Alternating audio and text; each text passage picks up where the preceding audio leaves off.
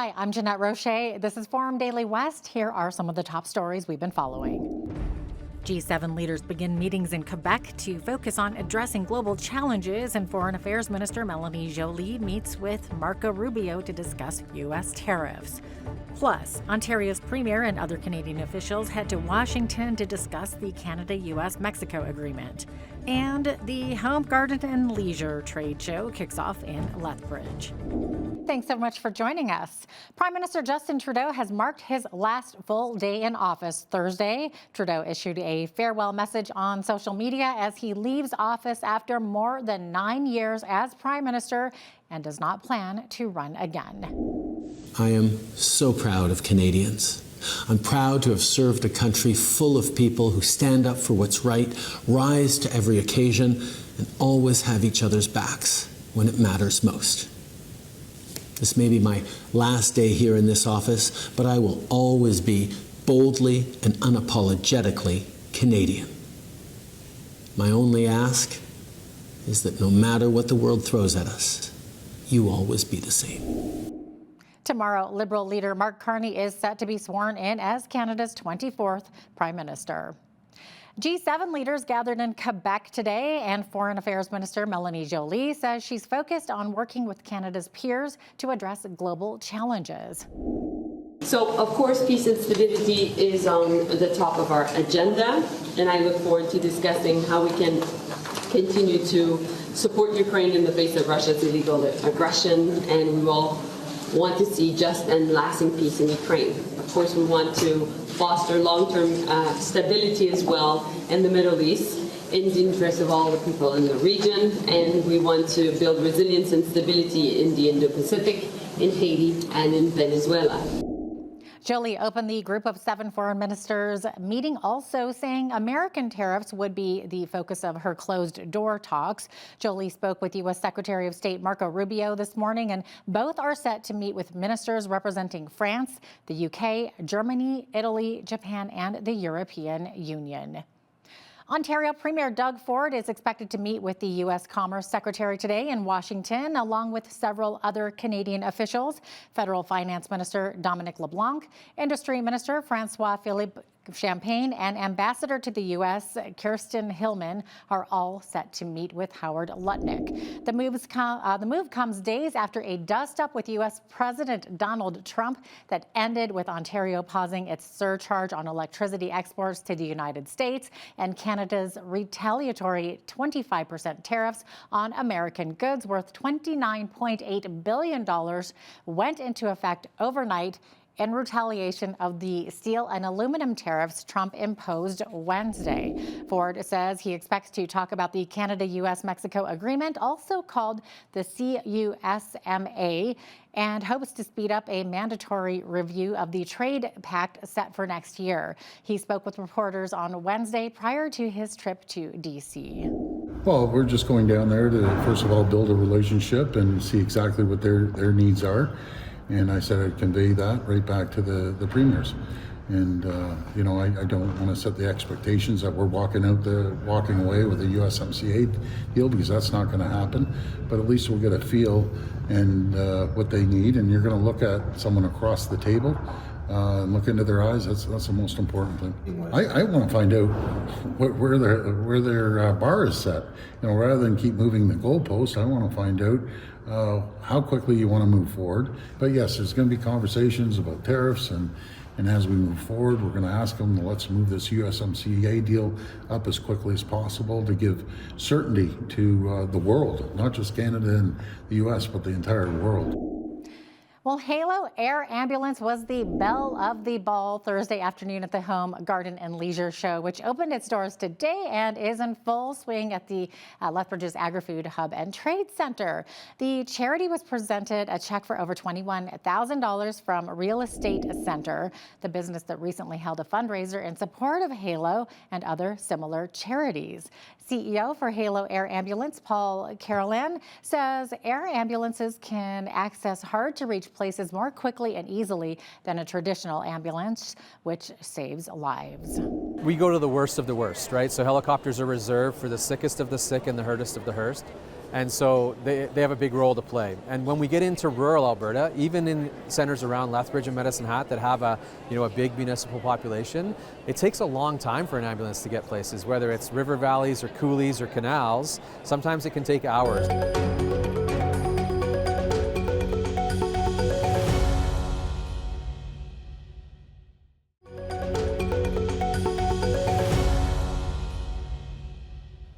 Now, Canada's retaliation to 25% U.S. steel and aluminum tariffs include a host of common household goods, including the kitchen sink, according to the Canadian press. The extensive list is part of the broader counter-tariff package expected to expand to $155 billion in imported U.S. products by the end of the month. Here are just some of the consumer items imported into Canada from the U.S. that are expected to soon cost 25% more for Canadians. We're talking video games, consoles, microphones, speakers, headphones, and other audio equipment, watches, sleeping bags, fishing gear, golf club and tennis rackets, sailboard and water sport equipment, tricycles and toy scooters, stoves and barbecues, shovels and rakes, toothbrushes, hairbrushes and combs, and the list goes on and on and on, really. The full list of items can be found on the Canadian government's website, and as announced Wednesday, the federal government also intends to impose tariffs on an additional list of imported U.S. products worth $125 billion. Now, this second list will be made available in the coming days.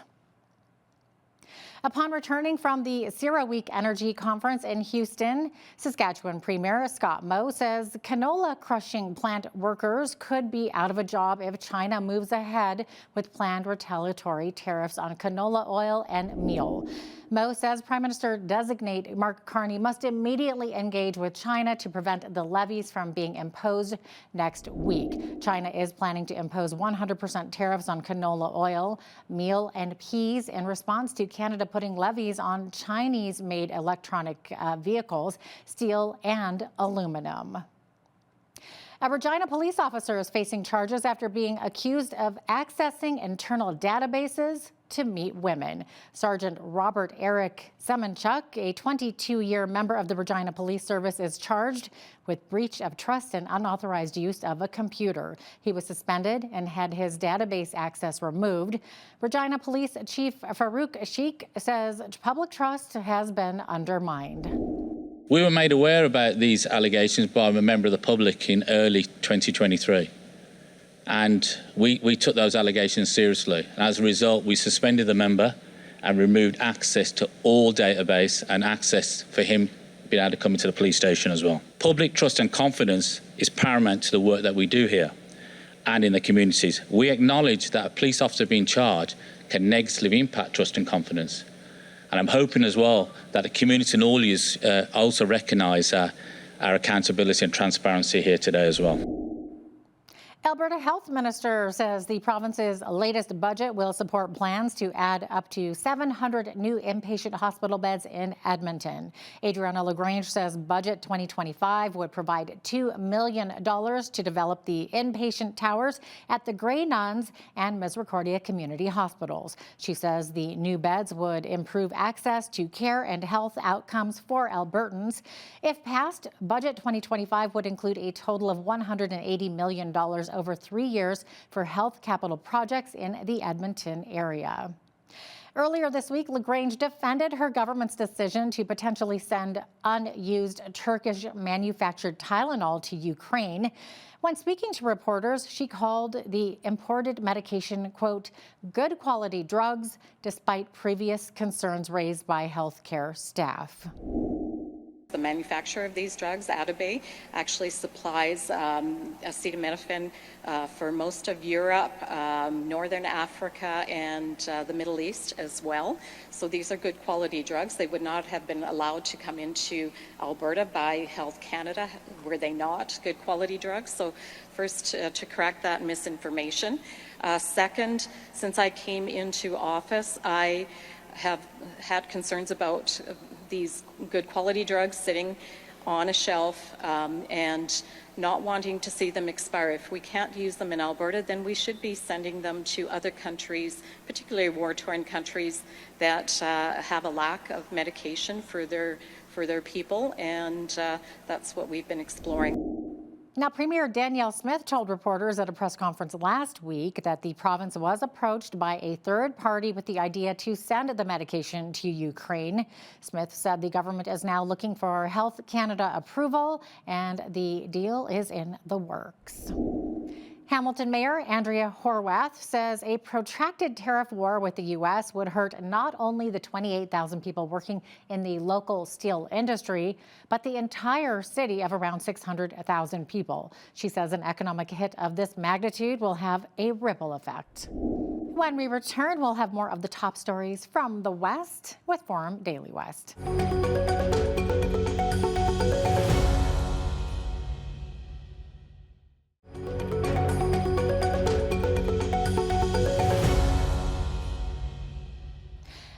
Lethbridge residents who have made a humongous impact to the community are to receive the King Charles III Coronation Medals. The ceremony is taking place Thursday evening at the Sandman Signature Hotel. The ceremony will recognize these exceptional people for their service, leadership, and dedication to the betterment of society. The medals symbolize a commitment to the values of duty and public service upheld by His Majesty King Charles III, and these medals are only given out when we get a new monarch. Lethbridge MP Rachel Thomas will have the honor of awarding the 10 individuals with their medals.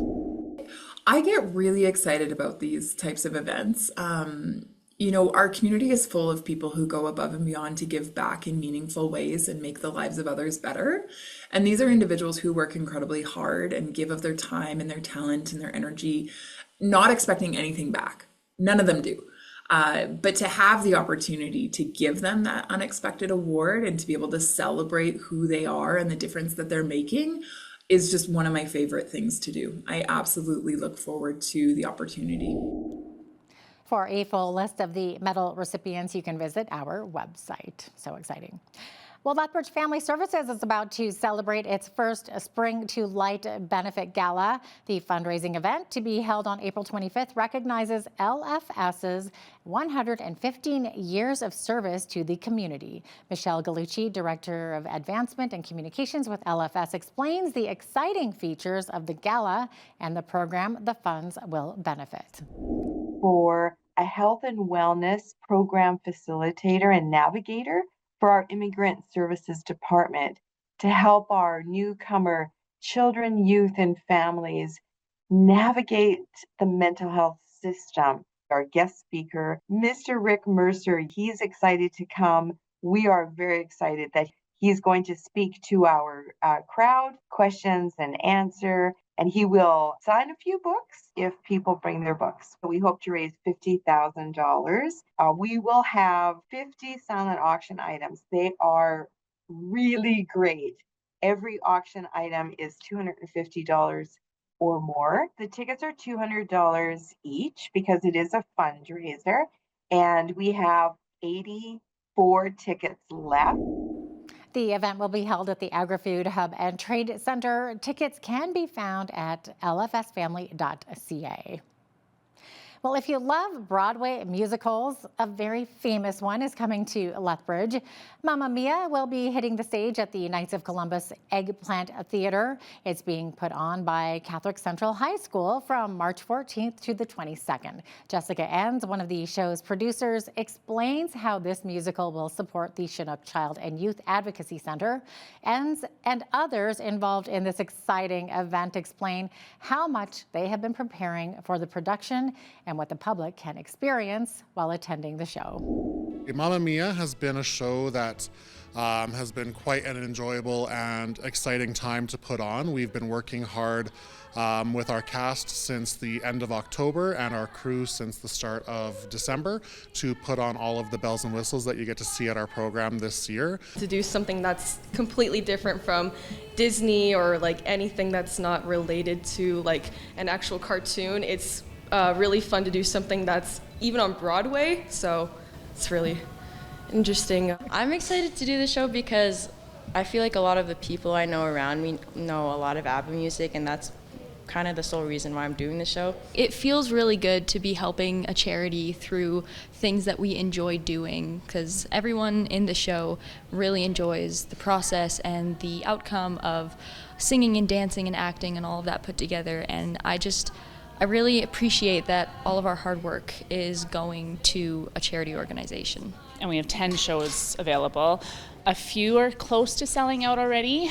We do have some availability. Tickets can be purchased through our school website. And tickets are $20 plus the service charge for our regular performances and $25 for our sing-along events. We have 3 sing-along shows, so then $5 per ticket will go to the Child, Youth and Advocacy Center. Such a wonderful opportunity for us to collaborate together to raise money for the center. It's a great initiative to involve students and youth in doing some of that fundraising and getting that advocacy about child abuse out into the public and discussed among schools. Partnerships with schools is one of our favorite partnerships to have, because this is where the youth are. This is where we can connect with them one-on-one. Tickets are available through Eventbrite, and links can be accessed through Catholic Central's webpage.